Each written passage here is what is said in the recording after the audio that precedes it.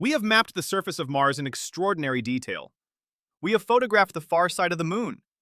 We have sent robotic probes beyond the edge of our solar system into interstellar space. But the ocean floor, right here on our own planet, the world directly beneath our feet, is over 95% unexplored. We know more about the surface of the moon than we know about the bottom of our own oceans. And what we have found in that tiny sliver, that mere 5% that we have actually managed to investigate, is simultaneously some of the most terrifying and most awe-inspiring stuff in all of science. Let us start with scale, because the numbers are staggering.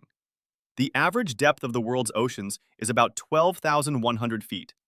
That is roughly 2.3 miles of water above the seafloor, on average. The deepest point, the Challenger Deep in the Mariana Trench, plunges to nearly 36,000 feet, almost 7 miles beneath the surface. If you picked up Mount Everest and dropped it into the Mariana Trench, its peak would still be more than a mile underwater. You would not even see a bump on the surface. At those depths, the pressure is over 15,000 pounds per square inch. That is approximately 1,000 times the atmospheric pressure you are experiencing right now. A human body exposed to that pressure would be crushed instantaneously, compressed like an aluminum can under a hydraulic press. Every bone would shatter. Every airspace in your body would collapse. It would happen so fast you would never even process what was happening. And yet, life thrives there. Abundantly, enthusiastically, almost defiantly. In the abyssal zones, where no photon of sunlight has penetrated in billions of years and the pressure would implode a standard submarine, we have discovered creatures that rewrite everything we thought we knew about biology.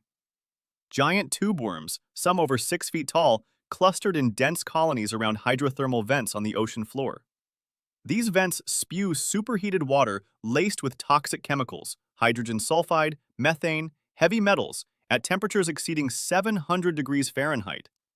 And the tube worms thrive on it.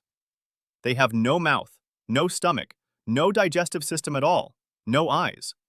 They survive entirely through chemosynthesis, harboring specialized bacteria inside their bodies that convert the toxic chemicals from the vents directly into usable energy.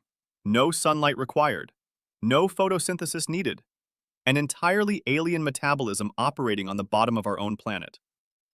We have found fish with transparent skulls, where you can literally look through the top of their head and see their brain sitting inside like a specimen in a jar.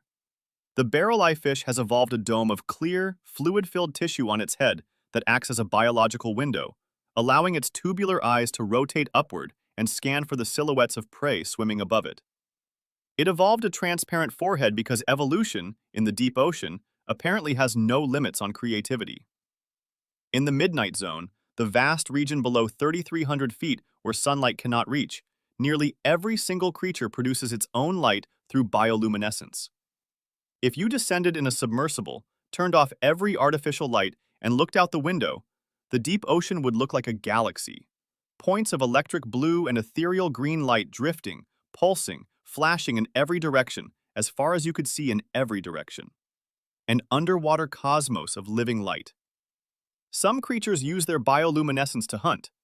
The anglerfish dangles a glowing bacterial lure from a modified spine on its forehead, attracting curious prey straight into its enormous jaws. Others use light to communicate across vast distances in the darkness, sending coded pulses to attract mates. Some species can produce a sudden, blinding burst of light to stun and disorient predators while they jet away into the blackness. And then there are the giants. The deep ocean has a well-documented tendency to produce enormous versions of creatures that are small near the surface, a phenomenon scientists call deep-sea gigantism. Giant isopods the size of footballs, looking like monstrous armored pillbugs from a prehistoric nightmare. Japanese spider crabs with leg spans exceeding 12 feet, the largest arthropods alive on Earth. Giant squid measuring over 40 feet in length, with eyes the size of dinner plates, the largest eyes of any animal that has ever lived on this planet. We have only managed to film a giant squid alive in its natural deep-sea habitat once. Once.